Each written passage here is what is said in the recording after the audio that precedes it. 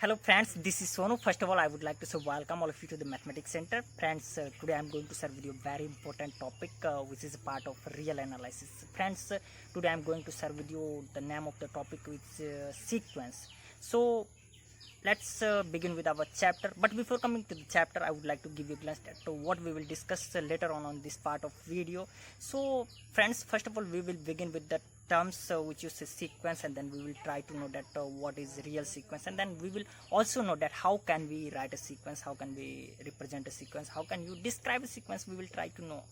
But later on we will also discuss some more terms which you say what is range of sequence, what is constant sequence, and then we will try to know that how can you operate two sequence. I mean, how can you find the sum of two sequence, how can you find the difference of two sequences, product of two sequences, and then we will try to be familiar with the terms which are very important for all of us, which you say subsequences, bounded sequence, monotonically increasing sequence, monotonically decreasing sequence, and then later on we will also discuss some more terms which are very important for all of us, which you say GLB and LUB, greatest lower bound or least upper bound, which you also say supremum or infimum. Friends, the terms that I have just shared with you are very important for all of us to know about this chapter, to have a good grip on this chapter. So let's start this chapter. I would just like to request you to watch this video completely from beginning till end, because this video is very important for all of us to have a good grip on the chapter which you say sequence. So let's start. Friends, हमारा concept है sequence. Sequence क्या है? एक real analysis का एक part, important part. इसे समझने की कोशिश करते हैं. फ्रेंड्स, सीक्वेंस कुछ और नहीं, ये एक तरह का फंक्शन होता है जिसे, जैसा कि आप यहाँ पर समझ सकते हैं, फंक्शन जिसका डोमेन क्या होता है, सेट ऑफ नेचुरल नंबर, और रेंज क्या होता है, कोई नॉन एम्प्टी सेट एस. ठीक ना? तब इस ये जो फंक्शन है, इस फंक्शन को ही क्या बोलते हैं? सीक्वेंस. किस सेट पर? इस सेट एस पर. अब रियल सीक्वेंस को समझने की कोशिश करते हैं. रियल सीक्वेंस भी कुछ और नहीं फ्रेंड्स, ये क्या है? एक हमारा फंक्शन है. कहाँ से कहाँ तक? सेट ऑफ नेचुरल नंबर से सेट ऑफ रियल नंबर तक, यानी कि जिसका डोमेन हमारा क्या है? सेट ऑफ नेचुरल नंबर, और रेंज क्या है हमारा? या तो रियल नंबर है या फिर रियल नंबर का कोई सबसेट है, तो उसको क्या बोलेंगे हम? रियल सीक्वेंस बोलेंगे.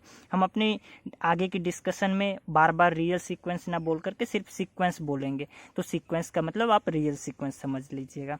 उसके बाद देखते हैं, इसका कुछ एग्जाम्पल समझ लेते हैं. सीक्वेंस जैसा कि हमने लिया है 2, 4, 6, 8, 10. ठीक ना? तो सीक्वेंस क्या होता है फ्रेंड्स? एन टू आर के बीच में एक फंक्शन कोई, तो ये रहा, हम फंक्शन को डिफाइन कर दिए. तो एन क्या है? 1, 2, 3, 4 सेट ऑफ नेचुरल नंबर.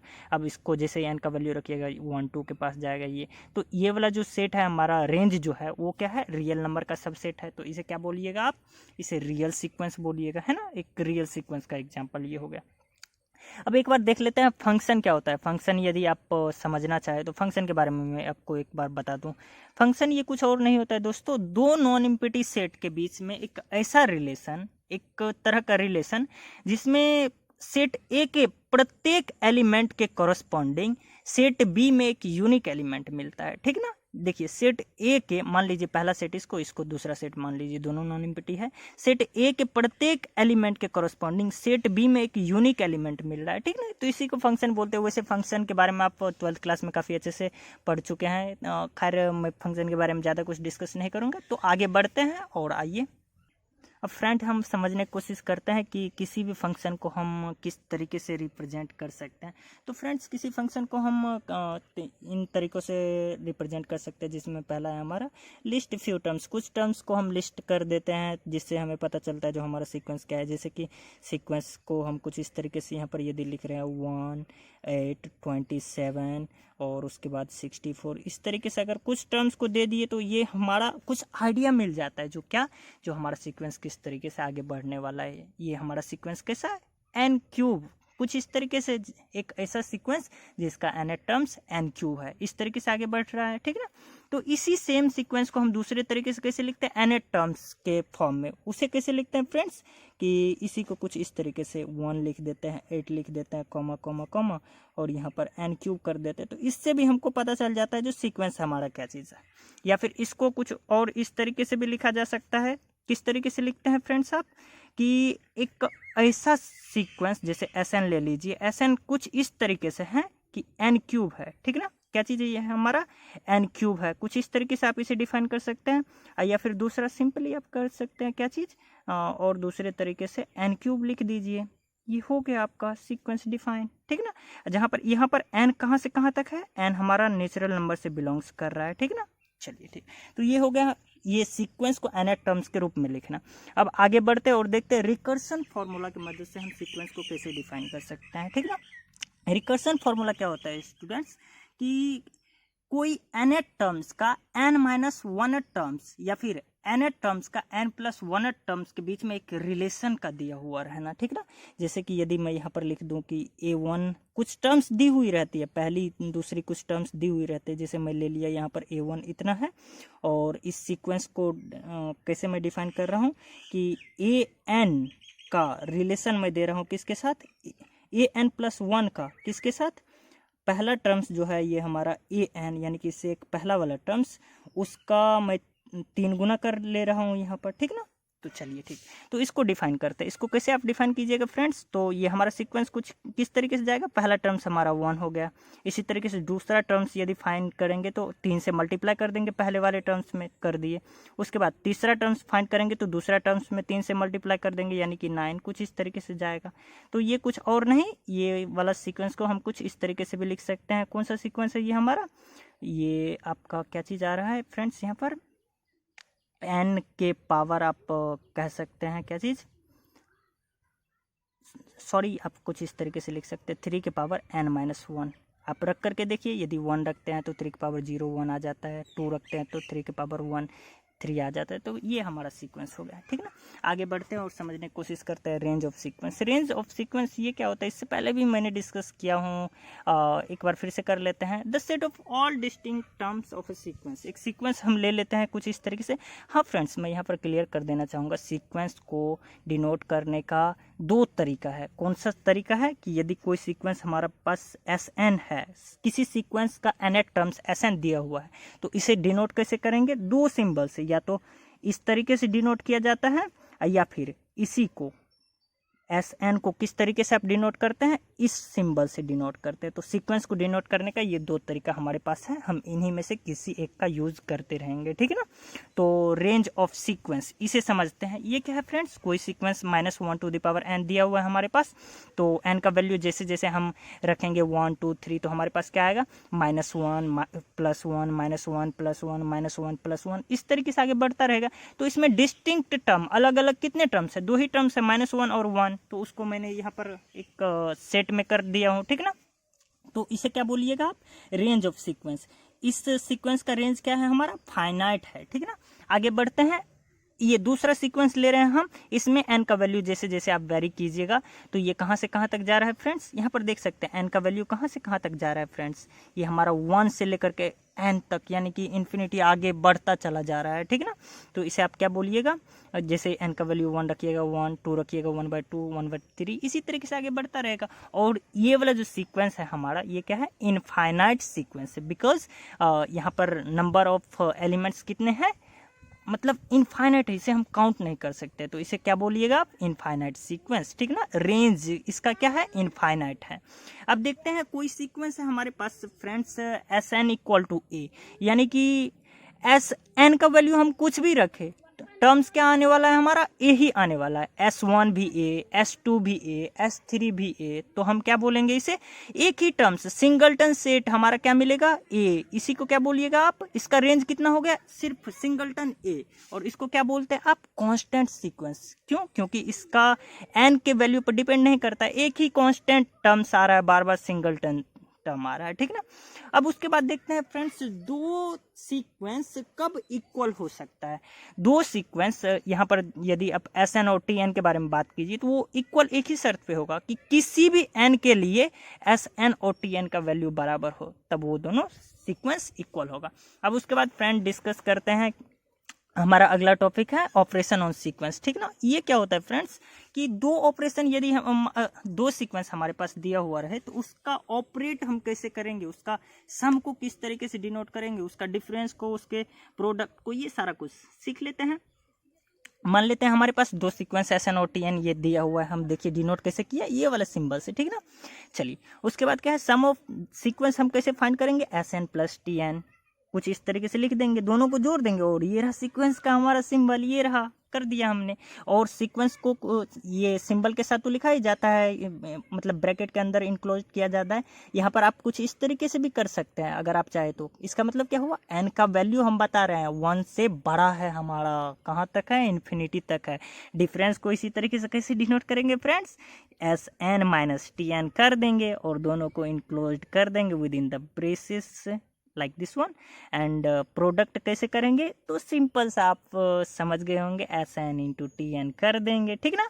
और क्या करेंगे, इसको ब्रैकेट में कुछ इस तरीके से इनक्लोज कर देंगे। नेक्स्ट आगे बढ़ते हैं फ्रेंड्स, यदि TN का वैल्यू 0 ना हो किसी भी n के लिए, n का वैल्यू हम कुछ भी रखे, सेट ऑफ नेचुरल नंबर से कोई भी वैल्यू रखे और TN का वैल्यू 0 ना आए, तब उस केस में ये वाले जो SN अपॉन TN करेंगे, ठीक ना। तो इस ये जो सीक्वेंस हमारे पास मिलेगा, इसको पढ़ते कैसे, इसको बोलते क्या है, इसको बोलते हैं quotient of sequence SN by the sequence TN। इसको कैसे रीड कीजिएगा, quotient of sequence SN by the sequence TN, ठीक ना। उसके बाद देखते हैं, यदि दोस्तों C कोई हमारा रियल नंबर है एक, ठीक ना, तब इस सीक्वेंस को आप कैसे रीड कीजिएगा, कैसे पढ़िएगा। सीक्वेंस क्या है हमारा, CSN, ये इंक्लोज कर दी, इसका मतलब ये सीक्वेंस, तो इसको रीड कैसे कीजिएगा, इसको बोलिएगा आप क्या चीज, scalar multiple of sequence SN by C, ठीक ना, scalar multiplication of sequence SN by C, ठीक ना। अब आगे बढ़ते हैं और इसे समझने की कोशिश करते हैं फ्रेंड्स, काफ़ी इंपॉर्टेंट वो है हमारा सब सीक्वेंसेस। ये क्या होता है फ्रेंड्स, मान लीजिए SN कोई हमारा एक सीक्वेंस दिया हुआ है, ठीक, और यदि N1 N2 N3 कुछ इस तरीके से, ये हमारा स्ट्रिक्टली इंक्रीजिंग सीक्वेंस है। अरे मैंने यहाँ गलती कर दी क्या, सीक्वेंस जो हमारा होता है वो किस तरीके से, या तो इससे डिनोट करते हैं या इससे, तो किसी एक ही से नाप कीजिएगा। चलिए मैं इस तरीके से, तो ये कोई स्ट्रिक्टली इंक्रीजिंग सीक्वेंस है नेचुरल नंबर का, ठीक ना।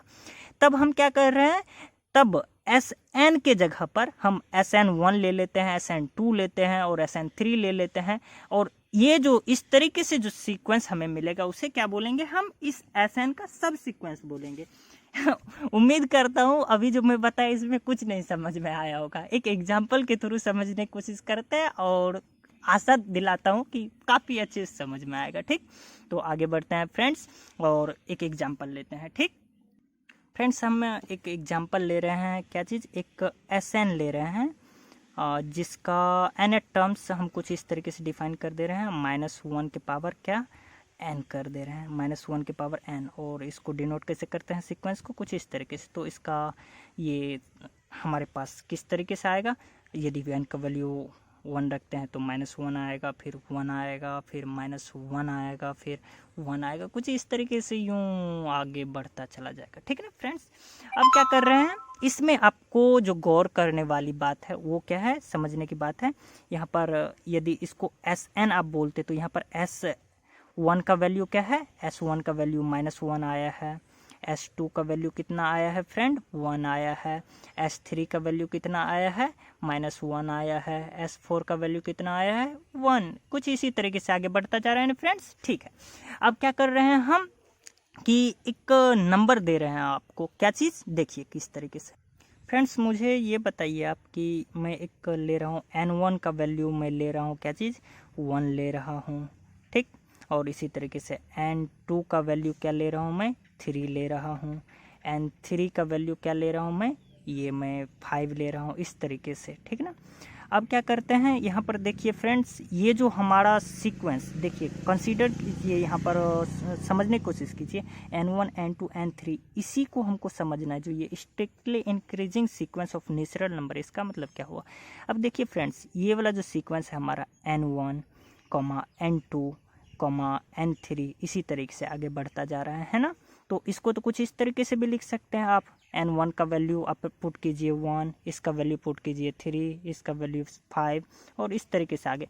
तो ये क्या है, ये तो हमारा सीक्वेंस है ना फ्रेंड, ये कौन सा सीक्वेंस है, स्ट्रिक्टली इंक्रीजिंग, यानी कि बढ़ता जा रहा है। 1 है, 3 है, 5 है, 7 आएगा, 9 आएगा, बढ़ता जा रहा है, बढ़ता जा रहा है, बढ़ता जा रहा है। तो इसे क्या बोलिएगा आप, strictly increasing sequence of natural number. इसका मतलब समझ गए। अब क्या कर रहे हैं, इस SN1 यहाँ पर इसका वैल्यू निकालेंगे, SN2 का वैल्यू निकालेंगे, SN3 का, यही काम करने वाले तो निकालते हैं।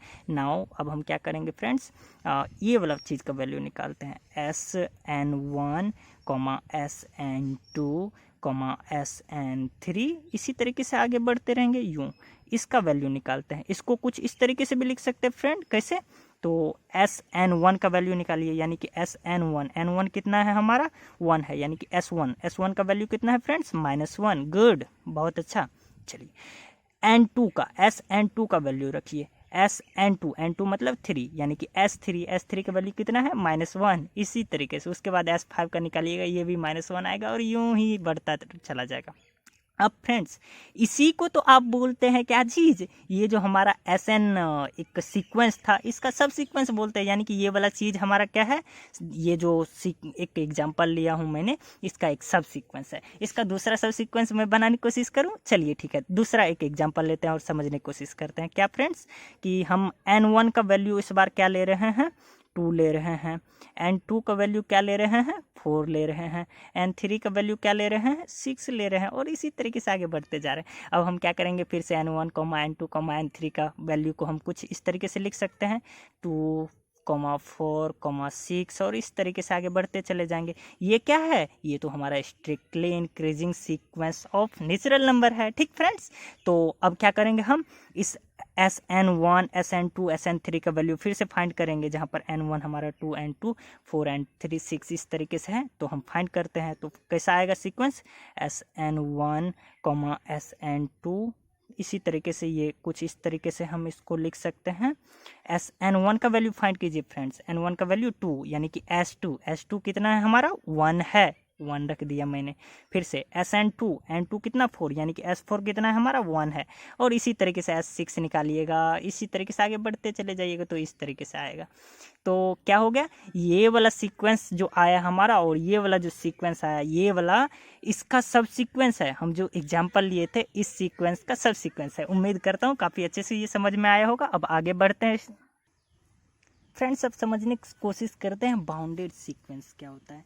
मान लीजिए दोस्तों कोई सीक्वेंस SN है, SN जो सीक्वेंस है इसको आप बाउंडेड अबव कब कहिएगा, मतलब क्या हुआ, सीक्वेंस हमारा कुछ बढ़ता जा रहा है, बढ़ता जा रहा है, बढ़ता जा रहा है, कुछ आगे जा कर के बाउंड मिल गया हमको, यानी कि इससे आगे आप नहीं जा सकता है, कोई नंबर मिल गया हमारा जो इससे बड़ा नहीं जा सकता है। सीक्वेंस में हम SN में N का वैल्यू कुछ भी रखते जाए, इससे आगे नहीं बढ़ेगा, तो उसको क्या बोलते हैं आप, बाउंडेड अबव। ठीक ना, इसी तरीके से सीक्वेंस में यदि आप मान लीजिए नीचे की तरफ जा रहे हैं, मतलब कहीं से स्टार्ट हो रहा है आपका, नीचे की तरफ बढ़ते जा रहा है और इससे इधर नहीं जा सकता है, तो उसे क्या बोलते हैं आप, बाउंडेड बिलो बोलते हैं। ठीक ना, दोनों को समझने की कोशिश करते हैं। तो बाउंडेड अबव को मैं किस तरीके से यहाँ पर समझाने की कोशिश कर रहा हूँ कि देयर एग्जिस्ट ए K1, यानी कि K1 कोई नंबर हमारा मिलता है इस प्रकार, सच डैट कि यहाँ पर देख सकते हैं कि ये SN में N का हम कोई भी वैल्यू रखे, कोई भी, फॉर ऑल N, तो ये क्या होता है, K1 से K या तो बराबर चला जाता है या फिर उससे छोटा ही रहता है, यानी कि इसके बराबर यहाँ तक जा रहा है लेकिन इससे छोटा ही रहेगा, बहुत हो सकता है तो इसके बराबर तक जा सकता है लेकिन इससे अबव नहीं जा सकता, उसे क्या बोलिएगा आप, बाउंडेड अबव सीक्वेंस बोलिएगा। इसी तरीके से सिमिलरली बाउंडेड बिलो क्या हो जाएगा स्टूडेंट्स, कि यानी कि कोई हमारा एक K2 मिल रहा है, मिल गया जी, इस प्रकार से कि N का वैल्यू कुछ भी रखे, सीक्वेंस का सारा टर्म्स या तो K2 रहेगा, ये वाला यहाँ तक आएगा, या फिर इससे बड़ा रहेगा, इधर मिलेगा, ना कि ये हमारा कहाँ पर मिलेगा, ये इससे इधर कभी नहीं आएगा, तो इसे क्या बोलिएगा, बाउंडेड बिलो सीक्वेंस बोलिएगा। ठीक है स्टूडेंट्स, बस समझने की कोशिश कीजिए, बाकी आपके टीचर काफ़ी अच्छे से आपको समझा देंगे सारा कुछ। ठीक, आगे बढ़ते हैं। अब देखते हैं बाउंडेड सीक्वेंस क्या होता है, ये तो हमने सीख लिया बाउंडेड अबव सीक्वेंस क्या होता है, बाउंडेड बिलो सीक्वेंस क्या होता है। अब देखते हैं बाउंडेड सीक्वेंस क्या होता है। स्टूडेंट एक ऐसा सीक्वेंस जो हमारा बाउंडेड अबव भी हो और बाउंडेड बिलो भी हो, यानी कि सीक्वेंस का सारा टर्म्स दो मतलब नंबर्स के बीच में हो तो उसे क्या बोलिएगा, बाउंडेड अबव बाउंडेड बिलो दोनों हो तो उसे बोलिएगा बाउंडेड सीक्वेंस, ठीक ना। A sequence which is bounded above as well as bounded below उसे क्या बोलिएगा आप, बाउंडेड सीक्वेंस बोलिएगा, ठीक ना। यानी कि हमारे पास कोई दो नंबर मिल रहा है K1 एंड K2 इस प्रकार से कि ये सीक्वेंस Sn जो है इसका का सारा टर्म्स K1 और K2 के बीच में हो। हमारा समझ में आ गया ये चीज, बाउंडेड सीक्वेंस क्या होता है स्टूडेंट्स। अब बाउंडेड सीक्वेंस को क्या करते हैं स्टूडेंट्स, कुछ इस तरीके से भी बहुत टीचर बताते हैं कि मान लीजिए कोई एक नंबर आपका मिल रहा है, क्या चीज, K1, ठीक ना स्टूडेंट्स, K1 कोई एक नंबर मिल रहा है या फिर केस ही बोल दीजिए, इस प्रकार से कि ये सीक्वेंस का जितना का भी टर्म है ना वो कहाँ पर लाई कर रहा है स्टूडेंट, ये आपका कर रहा है इसका ये मॉडुलस इससे K1 से छोटा। इसका मतलब क्या, for all n belongs to set of natural number, इसका मतलब समझते हैं स्टूडेंट।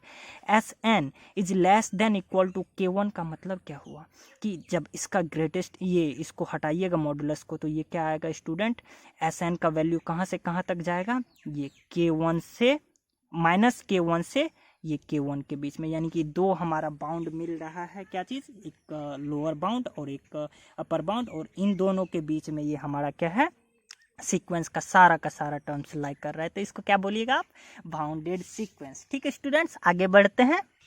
फ्रेंड्स हमारा जो नेक्स्ट टॉपिक है वो है सुप्रीमम और इन्फीमम, इसको समझना। तो सबसे पहले आप सुप्रीमम को समझिए। सुप्रीमम क्या होता है प्यारे दोस्तों, इसको आप लिस्ट अपर बाउंड भी बोलते हैं, ठीक ना, और इसे क्या बोलते हैं, LUB यानी कि लिस्ट अपर बाउंड से भी इसे मतलब बोला जाता है, ठीक ना। तो इसे समझने की कोशिश करते हैं। अब दोस्तों इससे पहले हम क्या देखे थे, एक सीक्वेंस कोई बाउंडेड अबव होता है, ठीक ना, क्या होता है, बाउंडेड अबव होता है। कैसे आप समझे थे बाउंडेड अबव सीक्वेंस को, यानी कि सीक्वेंस बढ़ता जा रहा है और एक अबव ये हमारा एक बाउंड मिल गया ऊपर में जाकर के, तो उसको बाउंडेड अबव बोलते थे। अब फ्रेंड्स ये सीक्वेंस का सारा टर्म्स या तो यहाँ तक जाएगा या फिर इससे छोटा रहेगा, है ना। लेकिन इसके बाद ये जो हमारा एक बोल सकते हैं क्या चीज़, ये नंबर है, ठीक ना, इससे बड़ा भी कोई नंबर होगा, ये सारा नंबर इधर होगा, तो ये सारा का सारा सीक्वेंस, ये सीक्वेंस का सारा टर्म्स या फिर सीक्वेंस कह लीजिए बाउंडेड है किससे, इससे भी बाउंडेड है, इससे भी बाउंडेड है, इससे भी बाउंडेड है, इससे भी बाउंडेड है। ये तो देखिए बाउंडेड इससे है, लेकिन ये सारा क्या है, इधर वाला जितना भी टर्म्स है इसका अपर बाउंड है, क्या है, अपर बाउंड इसको बोलते हैं। अब ये अपर बाउंड में सबसे छोटा अपर बाउंड जो होगा ना उसी को क्या बोलते हैं आप, लिस्ट अपर बाउंड यानी कि सुप्रीमम बोलते हैं। समझ में आया फ्रेंड्स, यानी कि सीक्वेंस का सारा टर्म्स जा रहा है और एक नंबर मिल गया बाउंडेड अबव जिसको बोलते हैं इस नंबर से, यानी कि यहाँ तक जाएगा सारा टर्म्स या फिर इससे छोटा रहेगा, है ना।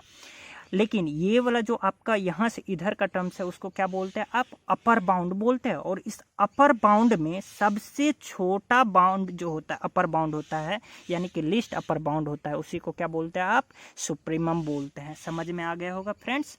अब बस पहले मैं समझा दे रहा हूँ आपको इन्फीमम क्या होता है, इसी तरीके से इन्फीमम को आपको समझाने की कोशिश कर रहा हूँ। इन्फीमम ये मैं यहाँ पर नीचे में डिस्कस कर रहा हूँ यहाँ पर, तो समझाने की कोशिश इसी फिगर से करूँगा कि सीक्वेंस का सारा टर्म्स जा रहा है, इसका एक हमें क्या मिल गया, एक कह सकते हैं बाउंडेड बिलो इसको बोलते हैं ना, यानी कि एक बाउंड मिल गया हमारा। अब इधर ये तो नीचे से ये हमारा लोअर बाउंड इसको बोलिएगा, इधर जो भी टर्म्स है ये हमारा इसको लोअर बाउंड्स बोलिएगा। सीक्वेंस का टर्म्स तो यहीं तक है, लेकिन ये सारा ये बाउंडेड है इससे, और लोअर बाउंड ये सारा है। तो लोअर बाउंड में सबसे बड़ा जो हमारा मिलेगा ना, सबसे बड़ा नंबर, उसी को क्या बोलिएगा आप, ग्रेटेस्ट लोअर बाउंड, यानी कि लोअर बाउंड में सबसे ग्रेटेस्ट सबसे बड़ा वैल्यू जो होगा उसी को क्या बोलिएगा आप, इन्फीमम। इसे डिफाइन कर दे रहा हूँ मैं, एक बार फिर से समझाने की कोशिश कर रहा हूँ। फ्रेंड्स ये क्या है हमारा सुप्रीमम।